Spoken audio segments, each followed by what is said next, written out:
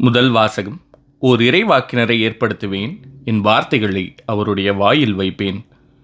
இணைச்சட்ட நூலிலிருந்து வாசகம். அதிகாரம் 18, இறைவசனங்கள் 15 முதல் 20 முடிய.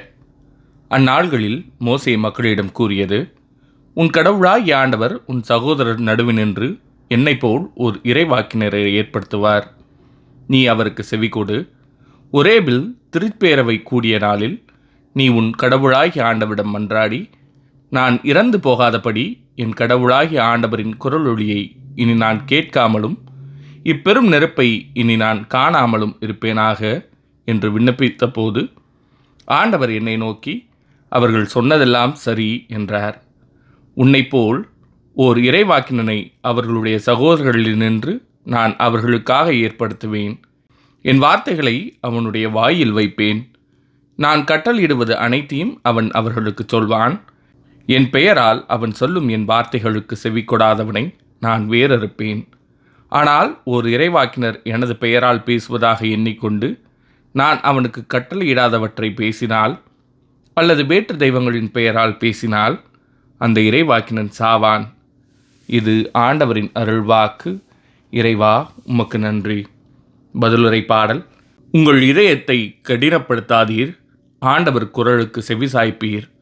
வாருங்கள், ஆண்டவரை புகழ்ந்து பாடுங்கள். நமது மீட்பின் பாறையை போற்றி ஆர்ப்பரியுங்கள். நன்றியுடன் அவர் திருமுன் செல்வோம். புகழ் பாக்களால் அவரை போற்றி ஆர்ப்பரிப்போம். உங்கள் இதயத்தை கடினப்படுத்தாதீர், ஆண்டவர் குரலுக்கு செவிசாய்ப்பீர். வாருங்கள், தாழ்பணிந்து அவரை தொழுவோம். நம்மை உருவாக்கிய ஆண்டவர் முன் முழந்தாளிடுவோம். அவரே நம் கடவுள், நாமோ அவரது மேய்ச்சலின் மக்கள். நாம் அவர் பேணி காக்கும் ஆடுகள். இன்று நீங்கள் அவரது குரலுக்கு செவி கொடுத்தால் எத்துணை நலம்.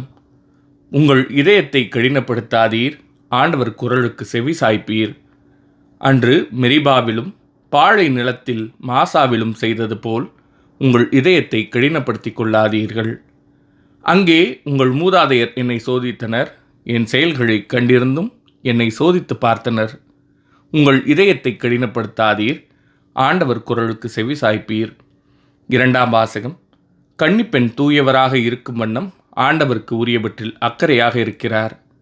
திருத்துதர் பவுல் கொரிந்தியருக்கு எழுதிய திருமுகத்திலிருந்து வாசகம். அதிகாரம் 7, இறைவசனங்கள் 32 முதல் 35 முடிய.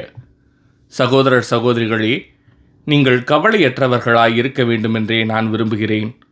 மனமாகாதவர் ஆண்டவருக்கு உரியவற்றில் அக்கறை கொள்கிறார். எப்படி அவருக்கு உகந்தவற்றை செய்யலாம் என எண்ணிக்கொண்டிருக்கிறார். ஆனால் மனமானவர் உலகுக்கு உரியவற்றில் அக்கறை கொள்கிறார். எப்படி தம் மனைவிக்கு உகந்தவற்றை செய்யலாம் என எண்ணிக்கொண்டிருக்கிறார். இவ்வாறு அவர் மனம் பிளவுபட்டுள்ளது. மனமாகாத பெண்ணும் கன்னிப்பெண்ணும் ஆண்டவருக்கு உரியவற்றில் அக்கறை செலுத்துவதால் அவர்கள் உடலிலும் உள்ளத்திலும் தூயோராகின்றனர். ஆனால் மனமான பெண் உலகுக்கு உரியவற்றில் அக்கறை கொள்வதால் எப்படி தம் கணவருக்கு உகந்தவற்றை செய்யலாம் என எண்ணிக்கொண்டிருக்கிறார். உங்களை கட்டுப்படுத்துவதற்காக அல்ல, உங்கள் நலனுக்காகவே இதை நான் சொல்கிறேன். எல்லாம் ஒழுங்காயிருக்கவும் நீங்கள் முழு மனத்தோடு ஆண்டவரிடம் பற்று கொண்டிருக்கவுமே இவ்வாறு சொல்கிறேன். இது ஆண்டவரின் அருள்வாக்கு. இறைவா, உமக்கு நன்றி. நற்செய்தி வாசகம். அதிகாரத்தோடு அவர்களுக்கு கற்பித்து வந்தார். மார்க் எழுதிய தூய நற்செய்தியிலிருந்து வாசகம். அதிகாரம் 1, இறைவசனங்கள் 21 முதல் 28 முடிய. ஒருமுறை இயேசுவும் அவர் சீடர்களும் கப்பர்நாகும் ஊரில் நுழைந்தார்கள். ஓய்வு நாளில் இயேசு தொழுகை கூடத்திற்கு சென்று கற்பித்து வந்தார். அவருடைய போதனையை குறித்து மக்கள் வியப்பில் ஆழ்ந்தார்கள். ஏனெனில் அவர் மறைநூல் அறிஞரைப் போலன்றி அதிகாரத்தோடு அவர்களுக்கு கற்பித்து வந்தார். அப்போது அவர்களுடைய தொழுகை கூடத்தில் தீய ஆவி பிடித்திருந்த ஒருவர் இருந்தார். அவரை பிடித்திருந்த ஆவி, நாசரேத்து இயேசுவே, உமக்கு இங்கு என்ன வேலை? எங்களை ஒழித்து விடவா வந்தீர்? நீர் யார் என எனக்கு தெரியும். நீர் கடவுளுக்கு அற்பமானவர் என்று கத்தியது.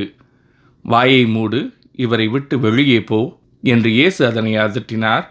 அப்பொழுது அத்தீய ஆவி அம்மனிதருக்கு வலிப்பு உண்டாக்கி பெருங்கூச்சலிட்டு அவரை விட்டு வெளியேறிற்று. அவர்கள் அனைவரும் திகைப்புற்று, இது என்ன? இது அதிகாரம் கொண்ட புதிய போதனையாயிருக்கிறதே. இவர் தீய ஆவிகளுக்கும் கட்டளையிடுகிறார், அவையும் இவருக்கு கீழ்ப்படுகின்றனவே என்று தங்களிடையே பேசிக்கொண்டனர். அவரை பற்றிய செய்தி உடனே கலிலேயாவின் சுற்றுப்புறமெங்கும் பரவியது. இது ஆண்டவரின் அருள்வாக்கு. கிறிஸ்துவே, உமக்கு புகழ்.